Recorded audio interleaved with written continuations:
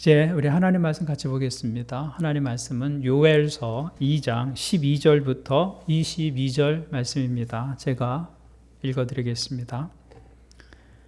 지금이라도 너희는 진심으로 회개하여라. 나 주가 말한다. 금식하고 통곡하고 슬퍼하면서 나에게로 돌아오너라. 옷을 찢지 말고 마음을 찢어라. 주 너희의 하나님께로 돌아오너라. 주님께서는 은혜롭고 자비로우시며 오래 참으시며 한결같은 사랑을 늘 베푸시고 불쌍히 여기는 마음이 많으셔서 뜻을 돌이켜 재앙을 거두기도 하신다. 행여 주님께서 마음과 뜻을 돌이키시고 오히려 복까지 베푸셔서 너희가 주 하나님께 곡식 제물과 부어드리는 제물을 바칠 수 있게까지 하실지 누가 아느냐. 너희는 시온에서 뿔 나팔을 불어라. 거룩한 금식을 선포하고 성회를 열어라. 백성을 한데 모으고 회중을 거룩하게 구별하여라. 장로들을 불러 모으고 어린아이들과 젖먹이들도 불러 모아라. 신랑도 신방에서 나오게 하고 신부도 침실에서 나오게 하여라. 주님을 섬기는 제사장들은 성전 현관과 번제단 사이에서 울면서 호소하여라. 주님의 백성을 불쌍히 여겨주십시오. 주님의 소유인 이 백성이 이방인들에게 통치를 받는 수모를 당하지 않게 하여 주십시오. 세계 만민이 그들의 하나님이 어디 있느냐 하면서 조롱하지 못하게 하여 주십시오. 그때 주님께서 땅이 당한 일로 마음 아파하시고 당신의 백성을 불쌍히 여기셨다. 주님께서 백성에게 말씀하셨다. 내가 너희에게 곡식과 포도주와 올리브 기름을 주어서 아쉬움이 없도록 하겠다. 다시는 다른 나라가 너희를 조롱거리로 만들지 못하게 하겠다. 북쪽에서 온 메뚜기 군대를 멀리 쫓아버리겠다. 메마르고 황량한 땅으로 몰아내겠다. 전위 부대는 사해에 몰아넣고 후위 부대는 지중해에 몰아넣겠다. 시체 썩는 냄새 그 악취가 코를 찌를 것이다. 주님께서 큰 일을 하셨다. 땅아 두려워하지 말아라. 기뻐하고 즐거워하여라. 주님께서 큰 일을 하셨다. 들짐승들아 두려워하지 말아라. 이제 광야에 풀이 무성할 것이다. 나무마다 열매를 맺고 무화과 나무와 포도나무도 저마다 열매를 맺을 것이다. 아멘. 우리 지난주 묵상 본문이 요엘서였습니다. 요엘서는 평소에 쉽게 접하지 않는 그런 성경 본문이기도 하죠. 요엘 선지자는 주전 830년경, 지금으로부터 한 2800년 전에 유다에서 활동했던 선지자였습니다. 요엘 선지자가 살았던 그 시대의 유다 땅에는 거듭되는 재난이 있었습니다. 메뚜기 떼가 몰려와서 모든 곡식과 푸른 것들을 모조리 휩쓸어 가버렸습니다. 포도 농사가 망했고 무화과 나무는 구루터기만 남았다. 선지자는 그렇게 묘사하고 있죠. 그래서 성전에서 제물로 드릴 곡식조차 남지 않았다. 이것은 아주 빈궁한 삶의 표현을 이렇게 한 것이죠. 하나님께 드릴 곡식 제물조차 한 톨 남지 않았다는 것입니다. 요엘 선지자는 그 재난을 보면서 이것은 우연히 일어난 자연현상이 아니다라는 것을 깨닫게 됩니다. 이게 하나님의 진노다라는 것을 알게 되죠. 더 나아가 이것은 임박한 유다 백성을 향한 하나님의 심판의 징조라는 것을 깨닫게 됩니다. 그래서 요엘 선지자는 이 심판의 날을 여호와의 날이라고 불렀습니다. 여호와의 날. 이 여호와의 날이라는 개념은 하나님께서 인간의 역사에 개입하시는 그 날을 이야기하는 것입니다. 그리고 그 날을 준비하라고 외치는 것이 요엘 선지자의 메시지였습니다. 2장 1절을 보면 이렇게 기록하고 있습니다. 너희는 시온에서 뿔나팔을 불어라. 하나님의 거룩한 산에서 경보를 울려라. 유다 땅에 사는 백성아 모두 떨어라. 주님의 날이 오고 있다. 그 날이 오고 있다. 거듭되는 재앙을 통해서 요엘은 심판의 날을 예감하고 있는 것이죠.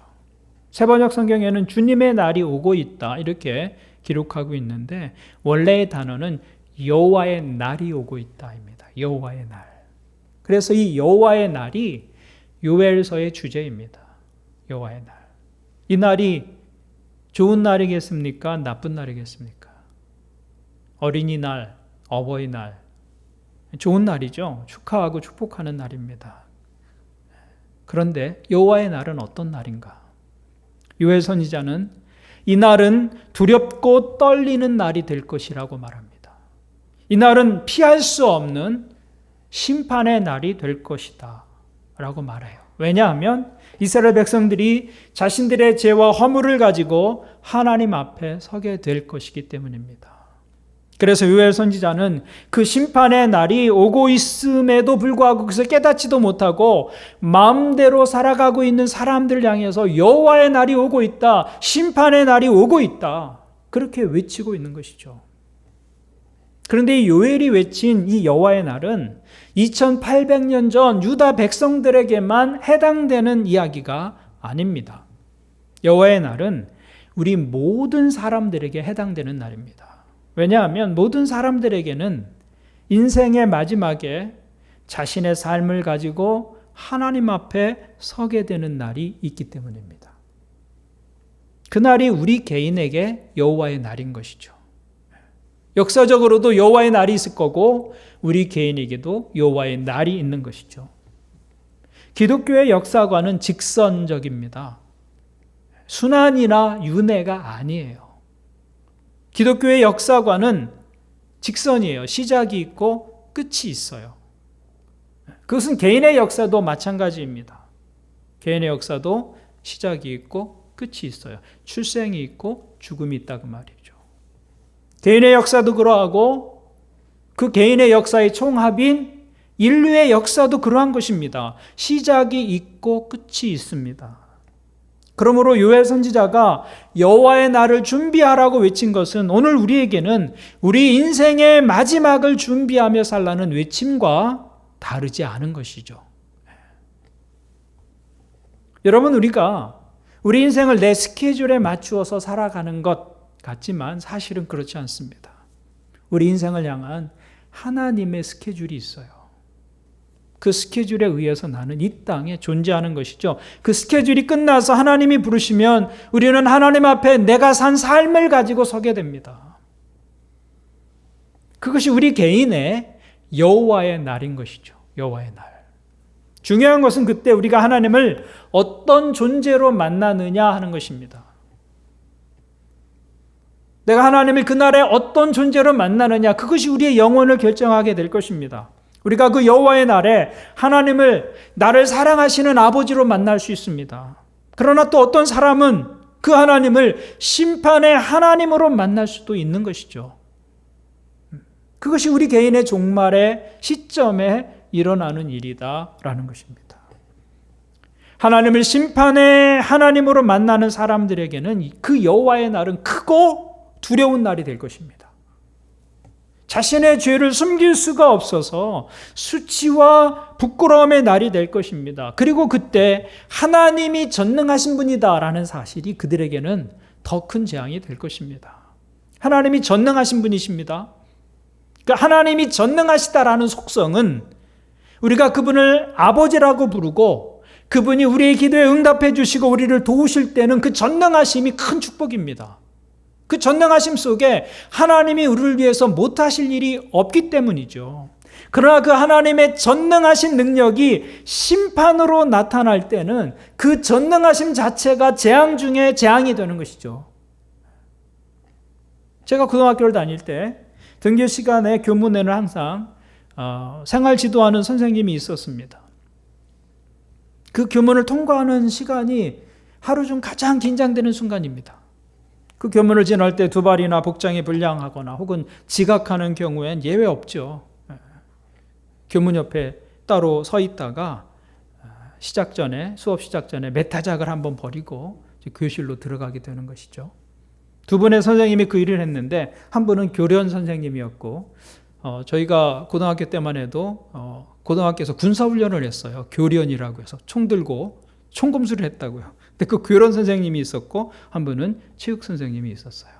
근데 체육 선생님한테 걸리는 사람은 죽을 맛입니다. 이분이 역도를 하신 분인데 힘이 보통 센 분이 아니에요. 그래서 매 맞을 때 어떻게 해서든 그 선생님을 피해서 교련 선생님 줄에 서려고 눈치를 보곤 했던 기억이 있습니다.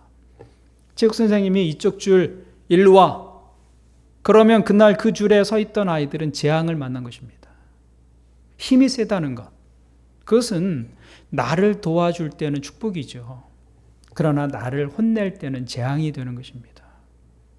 그런데 하나님은 전능하신 분이십니다. 이게 놀라운 거예요. 이게 또 어떤 때는 무서운 것입니다. 그래서 그 전능하신 하나님을 나를 사랑하시는 아버지로 만나는 사람들에게는 축복이지만 그 전능하심이 심판의 하나님으로 만날 때는 크고 무서운 날이 되는 것이죠.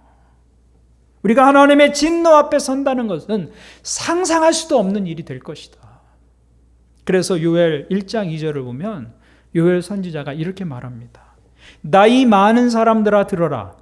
유다 땅에 사는 사람들아 모두 귀를 기울여라. 너희가 살고 있는 지금이나 너희 조상이 살던 지난 날에 이런 일이 일어난 적이 있느냐. 요엘은 나이 많은 사람들에게 이것을 들으라고 요청합니다. 나이 많은 사람들은 경험이 많은 사람들이죠. 그런데 그 노인들이 평생을 살았지만 여호와의 날과 같은 날은 없었다는 것입니다. 너희 시대에 혹은 너희 전 시대에 이런 날이 있었는가 한번 보아라. 그런 날이 없었다는 거예요. 그러니까 여호와의 날은 지금까지 인간이 경험한 어떤 날과도 비교할 수 없는 날이 될 것이다. 그렇게 요엘이 말하고 있는 것이죠. 그래서 여호와의 날은 심히 크고 심히 두려운 날이 될 것이다. 어느 누구도 당해내지 못하는 날이 될 것이다 라고 말하고 있습니다. 그러면 어떻게 해야 하는가? 어떻게 해야 하는가? 이 날을 막을 수 있는 길은 무엇인가? 그것이 바로 요엘 선지자의 메시지였습니다. 오늘 본문 12절을 보면 요엘이 이렇게 말합니다. 지금이라도 너희는 진심으로 회개하여라. 나주가 말한다. 금식하고 통곡하고 슬퍼하면서 나에게로 돌아오너라. 하나님께서는 지금 이 여호와의 날이 임박한 시점에서 이스라엘 백성들에게 한 번 더 기회를 주시는데 그 길이 무엇이냐면 지금이라도 내게로 돌아오라. 내게로 돌아오라 그러면서 지금이라도 돌아오라고 말씀하고 있습니다. 지금이라도 너희는 진심으로 회개하여라. 하나님은 요엘 선지자를 통해서 그 두려운 날이 이르기 전에 지금이라도 회개하고 주님께로 돌아오라고 호소하고 있어요. 이것이 주님의 본심이라는 것입니다. 주님의 본심. 하나님이 이스라엘 백성들의 죄를 심판하시지만 그 심판은 하나님의 본심이 아니라는 거예요. 하나님의 본심이 무엇이냐? 예레미야 선지자는 하나님의 본심에 대해서 이렇게 말씀하고 있습니다. 주님께서 우리를 근심하게 하셔도 그 크신 사랑으로 우리를 불쌍히 여기신다. 우리를 괴롭히거나 근심하게 하는 것은 그분의 본심이 아니다. 그분의 본심이 아니다. 여러분 삶에 고통이 있죠. 어려움이 있죠. 하나님의 본심이 아니라는 것입니다. 하나님께서 우리의 죄에 대해서 진노하시고 벌하시지만 그것은 우리를 힘들게 하고 괴롭히기 위한 것이 아니다. 그것은 하나님의 본심이 아니다. 하나님의 본심 뭐예요? 그 어려움을 통해서 자신의 죄를 깨닫고 돌아오기를 바라시는 것입니다. 지금이라도 돌아오라. 지금이라도 돌아오라. 그것이 하나님의 심정이에요. 죄인들을 향한 하나님의 심정. 중요한 것은 지금이라도 돌아서는 것입니다. 주님께로 돌아가야 할 때는 언제나 지금이에요. 나중이 아닙니다. 지금 돌아서라는 거예요. 너무 늦은 것 같을 때라도 바로 그때가 돌이키기에 가장 좋은 때라고 말씀하고 있는 것이죠. 우리가 보기에는 이미 엎질러진 물과 같아요. 인생의 어떤 일은 그렇게 보입니다. 시위를 떠난 화살 같습니다. 이미 게임이 끝난 상황 같아요. 그래서 우리에게는 더 이상 소망이 없다라고 생각이 드는데 하나님 뭐라고 말씀하세요? 지금이라도 돌아오라. 지금이라도. 우리는 너무 늦었어라고 말하지만 하나님은 돌아오기에 너무 늦은 시간은 없다고 말씀합니다. 우리는 이건 너무 큰 잘못이야, 이건 너무 큰 죄야 라고 말하지만 하나님은 용서하기에 너무 큰 죄는 없다고 말씀하고 있는 것이죠. 그러니 지금이라도 돌아오라 라고 말씀하고 있는 것입니다. 이것이 하나님의 본심이라는 것입니다. 죄인들을 향한 하나님의 본심. 집을 나간 자식을 기다리는 부모에게는 그 자식이 돌아오기에 너무 늦은 시간이 없어요. 그것이 부모의 심정인 것이죠. 그것이 하나님의 사랑이라는 것입니다. 하나님의 사랑은 기회를 거두지 않는 사랑입니다. 여러분, 이게 은혜예요. 하나님의 사랑은 기회를 거두지 않는 사랑이에요. 그래서 지금이라도 돌아서면 용서의 기회가 있는 것이죠. 하나님과의 화해의 기회가 있는 것입니다. 그래서 사도 바울은 우리에게 이렇게 말씀합니다. 보십시오. 지금이야말로 은혜의 때요. 지금이야말로 구원의 날입니다. 지금이 은혜 받을 때고 지금이 하나님께 구원을 요청할 때라고 말하고 있는 것이죠. 그래서 지금이라도 돌아서는 사람들에게 베푸시는 하나님의 사랑과 자비는 놀라울 정도로 한계가 없어요.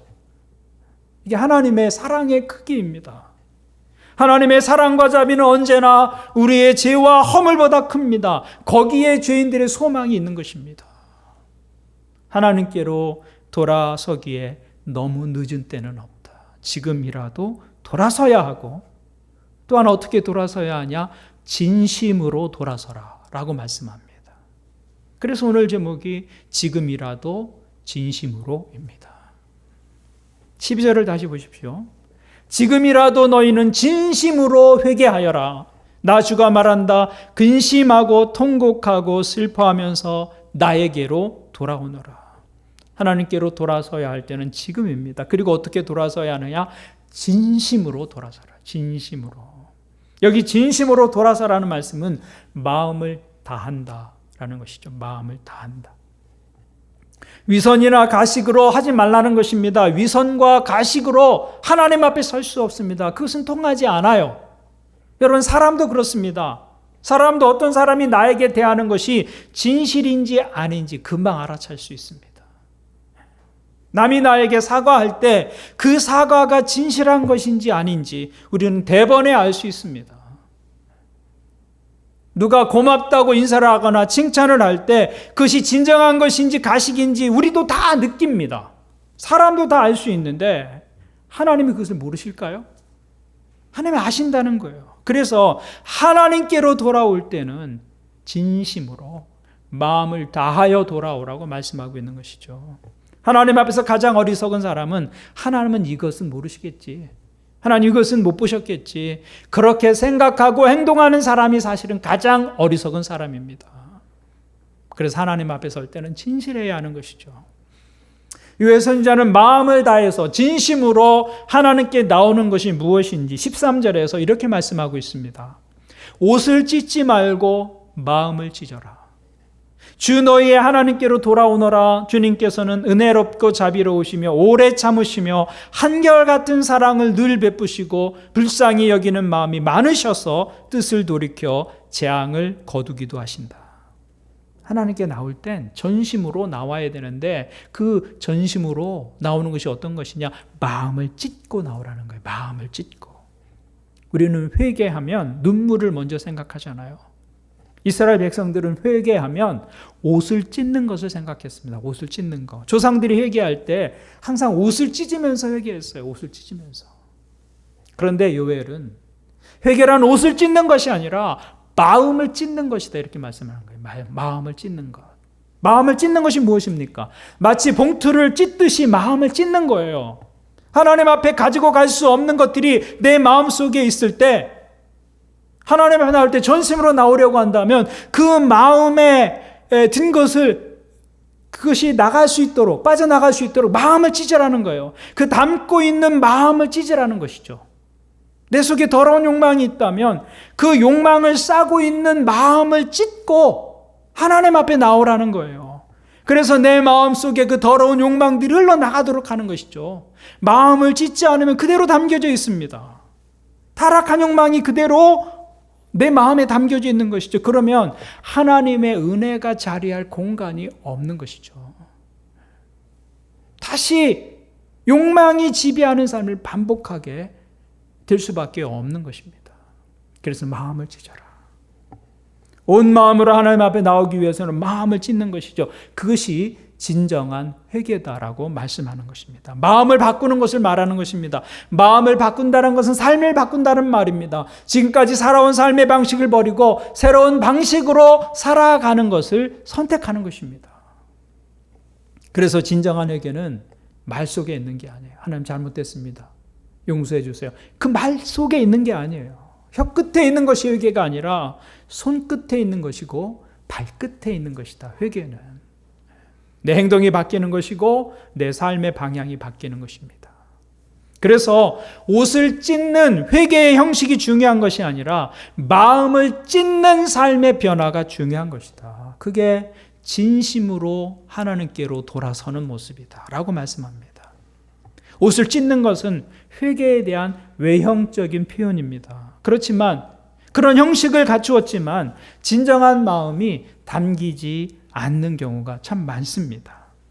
우리가 경계해야 할 것이 바로 그것입니다. 우리의 신앙이 형식적이고 종교적 행위가 되는 것, 우리는 그것을 경계해야 합니다. 신앙은 어떤 종교적인 경력을 쌓는 것이 아닙니다. 신앙은 종교적 형식을 가지고 살아가는 것을 넘어서는 것입니다. 신앙의 본질은 사랑입니다. 사랑. 하나님을 사랑하고 다른 사람을 더 사랑하게 되는 것.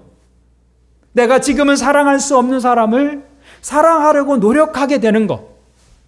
다른 사람을 위해서 흘리는 눈물이 더 많아지는 것. 사람들에 대해서 더 관대해지는 것. 그것이 신앙의 본질이죠. 신앙의 본질. 그래서 욕망에 탐닉하고 악한 일을 하는 사람도 하나님을 떠나 있는 사람이지만 교회에 한 번 빠지지 않으면서도 다른 사람을 용서할 마음이 없는 사람, 그 사람도 여전히 하나님을 떠나 있는 사람인 것입니다. 예배에는 열심으로 참석하지만 다른 사람을 용서할 마음이 없는 사람, 미워하고 비난하는 사람, 혐오하는 사람, 그 사람도 사실은 하나님을 멀리 떠나 있는 것입니다. 종교적 형식이 중요한 것이 아닌 것이죠. 그래서 진심으로 돌아오라고 말씀하는 거예요. 진심으로 돌아오라. 제가 목사지만 종종 제가 점점 더 형식적인 종교인이 되고 있는 것은 아닌가, 그런 생각을 할 때가 있습니다. 저는 성경에 대해서 다른 사람보다 조금 더 압니다. 공부했으니까요. 또 누구보다 교회에서 보내는 시간이 많습니다. 일정한 시간을 기도의 시간으로 보내고 있죠. 제가 아무리 하나님 앞에 서는 시간이 많고 아무리 제가 교회에 머무는 시간이 많다 해도 내 안에 예전보다 사랑이 없어지고 마음이 냉담해지고 누군가를 향한 미움이 많아진다면, 그래서 불평과 원망으로 살아가고 있다면 내가 어떤 신앙의 형식을 가지고 있든지 상관없이 나는 지금 하나님에게서 멀어지고 있는 것입니다. 그게 중요한 거예요. 여러분, 이것이 모든 신앙인들이 가지고 있는 위험입니다. 위험. 인생을 절제하지 않고 제멋대로 사는 것 나쁜 것입니다. 그러나 그보다 더 나쁘고 더 무서운 것은 신앙생활을 잘하고 있는 형식이 있는데 점점 더 사랑이 없어지는 것입니다. 점점 더 차가운 마음이 되는 것입니다. 점점 더 모난 사람이 되는 것이죠. 그것이 진짜 큰 문제입니다. 그래서 하나님께서 원하시는 것은 그런 종교적 형식이 아니다라는 것이죠. 하나님의 관심은 우리가 진심으로 마음을 다해서 하나님께로 돌아오는 것입니다. 그래서 우리의 신앙이 깊어지면 깊어질수록 우리가 더 사랑하게 되는 것이죠. 신앙이 깊어지면 깊어질수록 우리 가슴에 눈물이 있고 감사가 있고 사랑이 있고 기쁨이 있는 그런 삶을 살게 되는 것입니다. 그것이 중요한 것이죠. 그래서 하나님께 나올 때 하나님께 진실해야 한다. 요엘은 그렇게 말하고 있는 것이죠. 지금이라도 진심으로. 저는 여러분들이 매주 주님 앞에 나올 때 이런 모습으로 주님 앞에 나올 수 있기를 바랍니다. 옷을 찢는 것이 아니라 마음을 찢는 거예요. 그래서 하나님의 은혜가 담기도록 하는 것입니다. 더 사랑할 수 있도록 하나님의 사랑이 담기도록 하는 것이죠. 그것이 바른 신앙의 모습이다라는 것입니다. 그러면 우리가 그렇게 하나님 앞에 나오면 어떤 일이 일어날까요? 18절을 보십시오. 그때에 주님께서 땅이 당한 일로 마음 아파하시고 당신의 백성을 불쌍히 여기셨다. 주님께서 백성에게 말씀하셨다. 내가 너에게 곡식과 포도주와 올리브 기름을 주어서 아쉬움이 없도록 하겠다. 다시는 다른 나라가 너희를 조롱거리로 만들지 못하게 하겠다. 우리가 그런 모습으로, 지금이라도 진심으로 그런 모습으로 주님 앞에 나갈 때 하나님께서는 그 마음에 우리를 불쌍히 여기신다고 말씀합니다. 하나님은 진심으로 뉘우치며 하나님을 향해 달려오는 사람들을 보실 때 그 마음이 뜨거워지신다는 거예요. 그래서 다시는 내가 하나님을 아프지 않게 하겠다고 결심하는 순간 하나님의 은혜의 회복이 일어나는 것이죠. 그래서 하나님은 그런 마음을 가지고 나오는 사람들을 긍휼히 여기시고 불쌍히 여기십니다. 그래서 어떻게 행하십니까? 이제부터 내가 다시 너희 땅에 비를 내려줄 것이다. 이제부터는 너희 적들을 내가 다 쫓아내주겠다. 이제부터는 그 메뚜기 떼들이 먹은 횟수대로 내가 너희에게 다 갚아주겠다. 그 땅은 다시 풀이 무성할 것이고 나무마다 열매를 맺게 될 것이고 무화과 나무와 포도나무도 열매를 맺게 될 것이다. 그렇게 약속해 주시는 것입니다. 하나님의 축복이 다시 시작되는 것이죠. 그래서 우리가 하나님이 원하시는 모습으로 주님 앞에 나올 때 우리의 인생이 바뀌고 우리의 운명이 바뀌는 것입니다. 우리가 하나님 앞에 나올 때 진정한 마음으로 나오면 하나님과 우리 사이에 큰 다리가 다시 연결되는 것, 그런 것과 같아요. 죄는 하나님과의 관계를 끊어지게 만듭니다. 죄는 단절을 가져옵니다. 하지만 회개는 그 단절을 다시 회복하는 것이죠. 끊어진 다리를 다시 이어지게 하는 것, 그것이 회개입니다. 다리가 끊어지면 작은 것도 저편으로 옮기기가 매우 어렵습니다. 그러나 다리가 다시 놓아지면 많은 것들이 오갈 수 있습니다. 그래서 하나님과 우리 사이에 다리가 다시 이어지면 헤아릴 수 없는 하나님의 은혜가 다시 우리에게로 넘어오기 시작하는 것입니다. 감격이 오고 기쁨이 오고 눈물이 오고 기도의 응답이 오고 병이 치료되고 사람들과의 관계가 회복되어지고 모든 것이 되살아난다. 하나님께서 그렇게 약속하고 있는 것이죠. 그것이 진심으로 하나님께 돌아오는 사람들에게 부어지는 하나님의 응답이다 라고 요엘 선지자는 말하고 있는 것입니다. 여러분이 하나님께로 나올 때 이런 은혜가 약속되고 있는 것입니다. 그럼 여러분이 하나님께로 나올 때 진심으로 나오는 여러분들이 되기를 주님의 이름으로 축원을 드립니다. 하나님은 요엘 선지자를 통해서 우리에게 여호와의 날을 준비하라고 말씀하고 있습니다. 그 여호와의 날은 결산의 날이고 심판의 날입니다. 우리 모두에게는 개인적인 여호와의 날이 있습니다. 우리 인생의 마지막에 우리의 삶을 하나님 앞에서 드러내놓고 결산할 때가 있는 것이죠. 그런데 그날이 언제가 될지는 아무도 모릅니다. 그래서 그날을 준비하며 살아가는 것, 그것이 믿음의 삶입니다. 베드로 사도는 이렇게 권면합니다. 만물의 마지막이 가까웠으니 그러므로 너희는 정신을 차리고 근신하여 기도하라. 정신을 차리고 근신하여 기도하라. 긴장하며 살라는 것입니다. 긴장하며. 그것이 여호와의 날을 준비하는 모습이다. 이것을 종말론적 긴장이라고 부릅니다. 종말을 의식하고 현실의 삶을 긴장하며 사는 것입니다. 여러분, 우리 삶의 긴장이 항상 나쁜 것만은 아닙니다. 삶에 긴장이 있을 때 그 삶이 풀어지지 않아요. 삶에 긴장이 있을 때 우리 삶은 곁길로 가지 않습니다. 그래서 여호와의 날을 준비하라는 것이고 정신을 차리고 삶과 조심하여 살라고 말씀하고 있는 것입니다. 여러분, 그리스도인의 삶이 아름다운 이유는 삶에 긴장이 있기 때문입니다.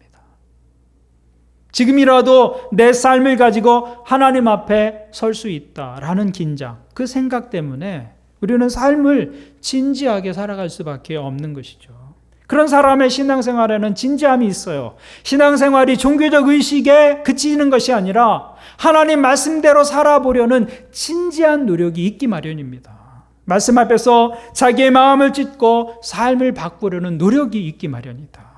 그래서 삶이 건강하고 싱싱할 수 있는 것이죠. 그 긴장 때문에. 그것이 여호와의 날을 준비하며 오늘을 사는 믿음의 모습이다 라고 말씀하고 있습니다. 오늘 여러분, 이 긴장을 놓아버리지 마시기를 바랍니다. 이 종말론적 긴장을 가지고 오늘을 의미 있게 사는 겁니다. 오늘을 더 풍성하게 사는 것입니다. 생각하며 사는 것이죠. 그때 우리가 하나님 앞에 부끄러움이 없는 모습으로 서게 될 것입니다. 그것이 여호와의 날을 준비하는 믿음의 모습입니다. 오늘 예배하는 여러분 모두 그 종말론적 긴장을 가지고 매일의 삶을 하나님 앞에서 살아가는 믿음의 사람들이 되기를 주님의 이름으로 축원을 드립니다. 아멘. 말씀을 가지고 우리 함께 기도하겠습니다.